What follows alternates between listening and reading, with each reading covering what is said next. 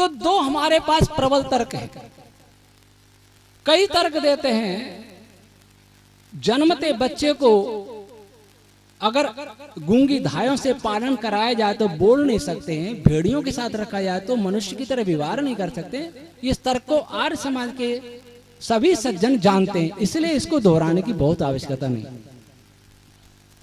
यहां यह प्रश्न उठता है कि ज्ञान की उत्पत्ति चलो परमात्मा ने की, परंतु वह ज्ञान यही है जो 4 वेद संहिताओं में है, इसका क्या प्रमाण? इसकी सिद्धि कैसे होगी? परमात्मा ने ज्ञान दिया। कभी 2008 में डॉक्टर सुरेंद्र जी ने एक लेख लिखा था, विज्ञान के द्वार पर आचार्य अग्निव्रत के बढ़ते कदम, और उसमें उन्होंने आर्य जगत को उल्हाना देते हुए लिखा था कि हम 1,96,08,53,000 वर्ष का दावा करने वाले आर्य लोग 10,000 वर्ष का इतिहास भी क्रमबद्ध नहीं लिख पाए। तब हम ये कहें कि ये 4 संहिता 1,96,00,000 वर्ष पुरानी है, कोई साधारण कार्य नहीं है। हम अपने मंचों से कह सकते हैं, लेकिन किसी वेद विरोधी वैज्ञानिक समुदाय के अंदर ये दावा हम नहीं कर सकते, बहुत कठिन कार्य है। हम सिद्ध कर सकते हैं कि ज्ञान की उत्पत्ति ईश्वर के बिना नहीं हो सकती। यह भी विज्ञान के बढ़ते हुए नए नए अनुसंधानों में इसको सिद्ध करना भी बहुत सरल नहीं है, पर यह हो भी सकता है। यह भी भाषा की उत्पत्ति ईश्वर बिना नहीं होती है। इस पर पंडित रघुनंदन शर्मा जी ने बहुत अच्छा लिखा है वैदिक संपत्ति में। लेकिन वर्तमान परिवेश में जो नए नए रिसर्च आ रहे हैं, उनमें इसको भी सिद्ध करना कोई बहुत सरल कार्य नहीं है। अपने मंचों पर बोलना अलग बात है, और प्रोफेशनल साइंटिस्ट जो है उनके अंदर बोलना अलग बात है। और मैं उनके अंदर ही बताना चाहता हूं, आपको बताना नहीं चाहता। कोई मतलब नहीं, आप तो मानते ही इस बात को। शायद इसी बात के भय से आचार्य रामनाथ जी वेदालंकार का नाम आपने सुना होगा, जो गुरुकुल कांगड़ी के वाइस चांसलर रहे, सामवेद का भाष्य भी किया, अनेक ग्रंथ लिखे, अनेक सम्मानों से विभूषित रहे। उन्होंने मुझे पत्र लिखा 2011 में, शायद मेरे पास वो पत्र है हमारी फाइल में। उन्होंने लिखा, वेद में विज्ञान तो आप सिद्ध कर देंगे, आपकी अन्वेषण की प्रवृत्ति को मैं जानता हूं। उन्होंने मेरा एक व्याख्यान सन 90 में सुना था गीता मंदिर में, और वो बहुत, मैंने ओम की वैज्ञानिक व्याख्या की थी पौन घंटे। स्वामी दिव्यानंद जी के बुलावे से मैं वहां गया था। तो डॉक्टर रामनाथ जी वेदालंकार लिखते हैं कि वेद को ईश्वरीय ज्ञान कैसे सिद्ध करेंगे, इस बात से ये मेरी समझ में नहीं आ रहा। इसके लिए बहुत अन्य आवश्यकताएं भी होंगी। डॉक्टर रामनाथ जी जैसा वरिष्ठ विद्वान ये कहते हैं कि वेद को ईश्वरी कैसे सिद्ध करेंगे।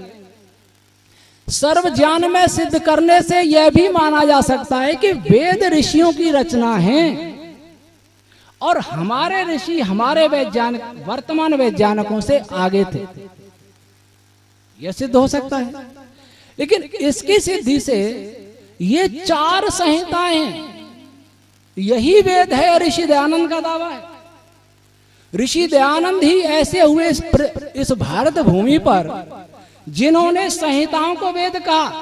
पहले ऋषियों को छोड़कर, मैं वर्तमान की बात कर रहा हूं, बाकी सभी ब्राह्मण ग्रंथों को भी वेद, कोई कोई उपनिषद को भी वेद कहते हैं। तो 4 संहिताएं ईश्वरीय हैं, न केवल ये सर्व ज्ञानमय हैं, बल्कि ये किसी ऋषि की रचना भी नहीं है, ईश्वरीय हैं। इसको सिद्ध करना, अभी डॉक्टर उप्रेती जी के विचार इन 12 बिंदुओं पर आए, मेरे बड़े हितैषी हैं। उन्होंने लिखा कि वेद की अंतः साक्षी, और भी हम प्रमाण देते हैं कि वेद की अंतः साक्षी। वेद में लिखा है कि परमात्मा से 4 वेद प्रकट हुए।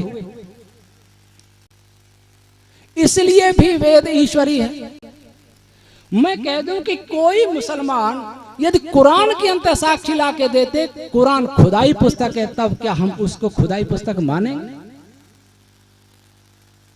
अगर गीता यह सिद्ध करती है कि मैं अक्षरों में ओमकार में हूं और मैं गीता का उपदेश करता हूं, और पहले मैंने विवस्वान को सबसे पहले गीता का उपदेश किया था, तो क्या हम गीता को ईश्वरी मानेंगे? अगर कोई पुराण यह सिद्ध करे कि पुराण श्री भगवान के मुख से निकला हुआ है, तो क्या हम पुराण को ईश्वरी मानेंगे? वेद की अंत साक्षी केवल उन्हीं में मान्य होगी जो वेद को मानते हैं। जो वेद को नहीं मानते हैं वो कहेंगे अपना वेद अपने पास रखो। जैसे महर्षि दयानंद जी ने गरुड़ पुराण की कथा लिखी है ना, जाट जी की सत्यार्थ प्रकाश में दूध की लेके आ गया था बाल्टी, तब पंडित जी ने कहा कि ये गरुड़ पुराण में लिखा है बैतरणी नदी पार कराएगी गंगा गाय के दान से।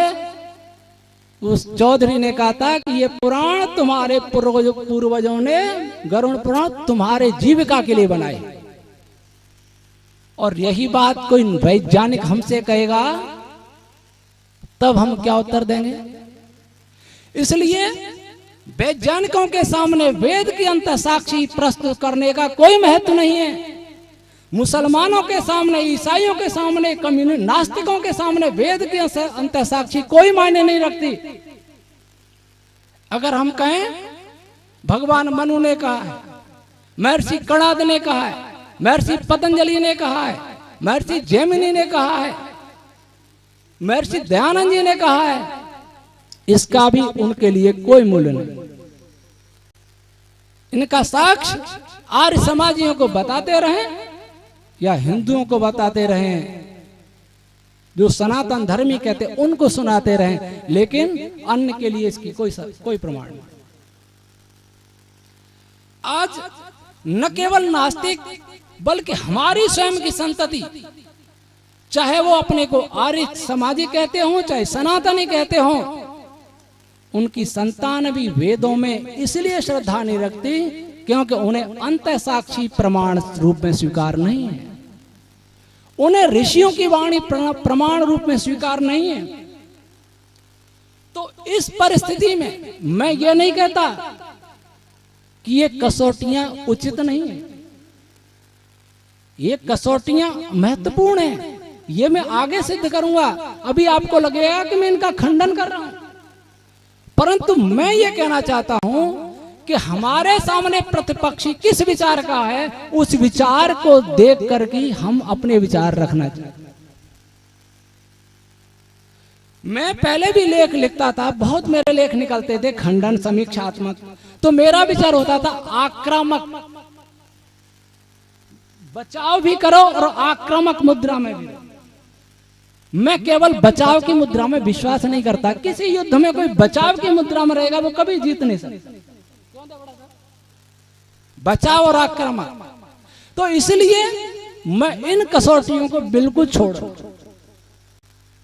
लेकिन इन कसौटियों को प्रस्तुत करने वालों को एक और आधार दे रहा हूं जिससे वे कसौटियां उन वैज्ञानिकों में भी प्रस्तुत कर सके। अगर वैज्ञानिकों के सामने मैं ऋषियों की वैज्ञानिकता सिद्ध कर दूं, वैज्ञानिकों के सामने मैं वेद की वैज्ञानिकता सिद्ध कर दूं, तो उनको वेद की अंत साक्षी भी प्रमाण रूप में स्वीकार करनी होगी, ऋषियों के ग्रंथ भी प्रमाण रूप में स्वीकार करने होंगे, क्योंकि उन्हें पता लगेगा कि वेद अथवा ऋषियों के ग्रंथ कोई कल्पनाएं नहीं। इसलिए इनकी अंत साक्षी का विशेष महत्व है, कुरान की अंत साक्षी का वो महत्व नहीं, पुराण की अंत साक्षी का वो महत्व नहीं है, गीता की अंत साक्षी का वो महत्व नहीं है जो वेद की साक्षी का है।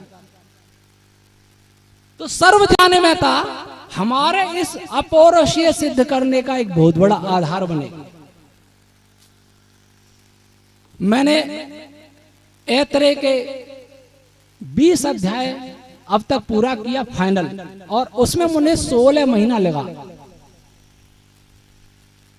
और हम लोग बहुत जल्दी कहते थे प्रक्षिप्त, एक अक्षर भी अभी तक स्वामी जी मुझे प्रक्षिप्त नहीं लगा।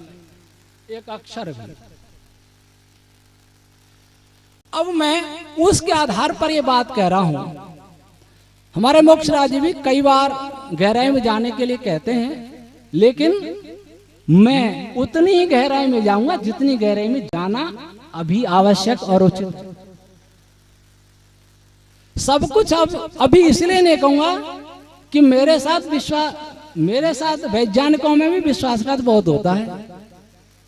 स्टीफन हॉकिंग ने हमने 29 अगस्त को ब्लैक होल के खंडन में एक प्रश्न किया था और हॉकिंग साहब ने जनवरी में कहा ब्लैक होल नहीं होता, लेकिन हमारा नाम कहीं नहीं जब हम पत्रवार कर चुके थे, 96 पुस्तक भेज चुके थे। मित्रा साहब के लेख तो अंतर्राष्ट्रीय पत्रिकाओं में भी प्रकाशित हो चुके थे। उसके बावजूद भी स्टीफन हॉकिंग उनका भी नाम नहीं लेता है। एक दुनिया का विख्यात व्यक्ति भी चोरी कर लेता है, तो फिर अब तो प्रश्न करना भी उचित नहीं, उत्तर देना तो बहुत बड़ी बात है। यहाँ बिजली विभाग के एएन आए भरत जी देवड़ा, तो कहने लगे स्वामी जी प्रश्न से भी तो शोध के रहस्य खुलते हैं ना, आप तो प्रश्न भी मत करें। प्रश्न करेंगे उनको बिंदु मिलेगा, शोध करेंगे उनका नाम होगा। आपको कोई श्रेय देने का नहीं, तो चुपचाप काम करें, वही ठीक है। बात भी समझ में आई। मैंने अब नहीं, ऑटो हान जिसने परमाणु बम का आविष्कार किया, उसने कई वैज्ञानिकों के साथ मिलकर के एक पेपर लिखा था और उसके साथ विश्वासघात किया। एक वैज्ञानिक ने वो पेपर अपने नाम से प्रकाशित करा लिया और उसके बाद ऑटो हान ने दूसरे वैज्ञानिक के साथ वो पेपर प्रकाशित कराया। उसका पेपर मान्य नहीं हुआ, मरते दम तक लड़ता रहा, लेकिन उसको न्याय नहीं मिला उसके जीवन। तो क्या आप ये चाहते हैं कि मैं सारी बातें खोल के बता दूं, फिर आपके ट्रस्ट को या आर्य समाज को, ऋषि दयानंद या ऋषियों को कोई श्रेय न मिले? क्या आप ये चाहते हैं? तो मैं सांकेतिक बहुत कुछ बताऊंगा। अब मैं आपके सामने, मैंने मंत्र विज्ञान पर थोड़ा सा लिखा था। सत्यजित जी को उत्तर देने में वेद विज्ञान भाष्य मंडनम आर्य सत्यजित ब्रह्म भंजन, और छंद विज्ञान के बारे में लिखा था कुछ। इस पर मेरा बड़ा मजाक बनाया। मैं सत्य कह रहा हूं, उस लेख को पढ़ के मुझे ये दुख न हुआ कि किसी ने मेरे खिलाफ लेख लिखा, लेकिन ये एक दुख अवश्य हुआ स्वामी जी कि आर्य समाज के विद्वानों का भी वह स्तर हो गया है जो इस छंद विज्ञान की वर्णमाला भी नहीं जानता। और मैंने लिखा था अपने लेख में भी कि आप और आपके गुरु और गुरु भाई रूढ़ार्थ में भटक रहे हैं, आपका दुर्भाग्य है। आप वेदार्थ की वर्णमाला भी नहीं जानते। ये अभिमानवश नहीं लिखा था, वास्तविकता बताई। हम जिनको छंद कहते हैं, वे छंद कंपन के रूप में ब्रह्मांड में पैदा होते, मैंने लिखा था उसमें। अगर मान लीजिए किसी तरीके से यह सिद्ध कर दिया जाए, महर्षि दयानंद ने ऋग्वेदादि भाष्य भूमिका में लिखा है वेद नित्यत्व विषय में कि आकाश में शब्द एक रस भरे रहते हैं, इसलिए शब्द नित्य हैं। वैदिक शब्द सभी प्रकार नित्य हैं। अगर वैदिक शब्द नित्य हैं और सारे आकाश में भरे रहते हैं, तो वो आकाश में भरे किसने? आकाश में किसने भरे हुए शब्द? परमात्मा के अलावा कोई मनुष्य तो सारे आकाश में भर नहीं सकता। हम गायत्री मंत्र या बोले और उसकी तरंगे वायुमंडल में सूक्ष्म अति सूक्ष्म मिल जाए कहीं, यह संभव? तो वहां कुरान की आयतें भी मिल जाएंगी। कोई बालक आपस में गाली गलौज कर रहे होंगे, वो भी मिल जाएगा। सबकी वार्ता भी मिल जाएगी। लेकिन ये सब बातें सूर्य के तल पर नहीं मिलेंगी। ये बातें किसी तारे के ऊपर नहीं मिलेंगी। ये बातें आकाश में नहीं मिलेंगी, सुदूर आकाश में। ये बातें आकाश गंगा के केंद्र में नहीं मिलेंगी। अगर हम ये सिद्ध कर दें कि वेद मंत्र जो हम बोलते हैं वो न केवल पृथ्वी के ऊपर बल्कि पृथ्वी के अंदर अपितु आकाश में, सूर्य के तल पर, सूर्य के केंद्र में, सूर्य की ज्वालाओं में, सूर्य से आने वाले प्रकाश की किरणों में, आकाश गंगा के केंद्र में, जिसको ब्लैक होल कहा जाता है, वस्तुतः ब्लैक होल नहीं इको, उसके अंदर ये गायत्री मंत्र जिसको बोलते हैं वो विद्यमान है। विश्वान देव सवितर दुरिताने पर ये मंत्र विद्यमान है और चारों वेदों में जो मंत्र हैं वो सारे वहां विद्यमान हैं। तो वेद ईश्वरी सिद्ध करने के लिए प्रमाण देने की जरूरत नहीं पड़ेगी। वेद ईश्वरी के लिए ज्ञान और भाषा के उद्भव पर तर्क देने की जरूरत नहीं पड़ेगी। हमें भाषा विज्ञान पर माथापच्ची करने की जरूरत नहीं पड़ेगी। डार्विन के विकासवाद की भी बहुत समालोचना करने की जरूरत नहीं पड़ेगी। अब कहेंगे ये कैसे होगा? जैसा कि मैंने वेद विज्ञान मार्ग के पथिक में लिखा था, भारत में इसरो के अनुसंधान निदेशक डॉक्टर ओपी पांडे का बांसवाड़ा में व्याख्यान हुआ। उन्होंने कहा कि ओम की ध्वनि सूर्य पर भी मिली है। वैज्ञानिकों को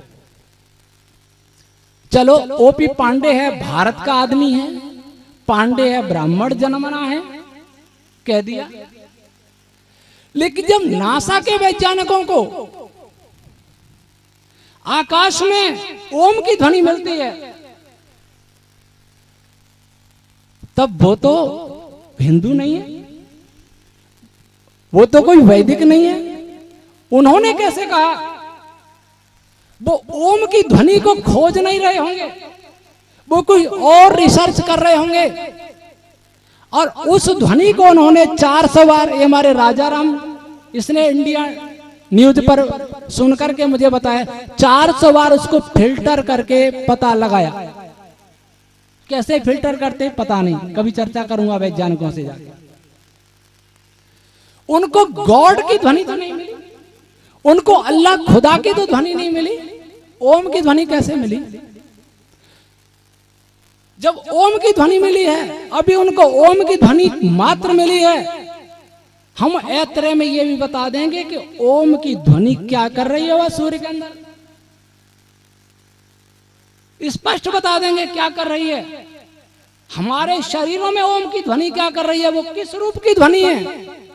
क्या कान से सुनने लायक? नहीं, हर ध्वनि कान से सुनने लायक नहीं होती। आपने देखा सोनोग्राफी कराते हैं ना किसी बीमारी में, वो कौन सी किरणें होती हैं, कौन सी तरंगें होती हैं? वो कोई रेडियो तरंगें नहीं होती हैं, इलेक्ट्रोमैग्नेटिक वेव्स नहीं होती हैं, वो ध्वनि तरंगें होती हैं, वो आवाज की तरंगें होती हैं जिससे सोनोग्राफी होती है, अल्ट्रासाउंड। और उनकी फ्रीक्वेंसी 3 से लेकर के 12 मिलियन हर्ट्ज, लगभग 30 लाख से लेकर 1 करोड़ 20 लाख, और हम सुन सकते हैं, हमारी सुनने की सीमा 20 से लेकर 20,000। तो ध्वनि तरंगे हमारे शरीर में प्रवेश करके, हमारे अंगों में प्रवेश करके उनके चित्र ले सकती हैं एक्सरे की तरह।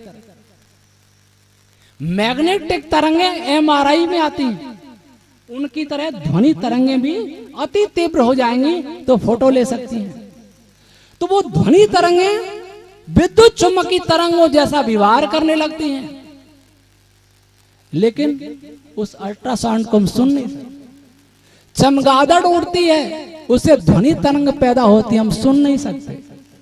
पृथ्वी घूम रही है, 1 घंटे में 1 लाख किलोमीटर से ज्यादा घूमती है सूरज के चारों, और अपने ध्रुव अक्ष पर 1600 किलोमीटर प्रति घंटा घूमती है, लेकिन उसकी ध्वनि भी हम सुन नहीं सकते। और ध्वनि के भी 4 रूप होते हैं, वैखरी, मध्यमा, पश्चंती और परा। इसकी विशेष व्याख्या नहीं करूंगा,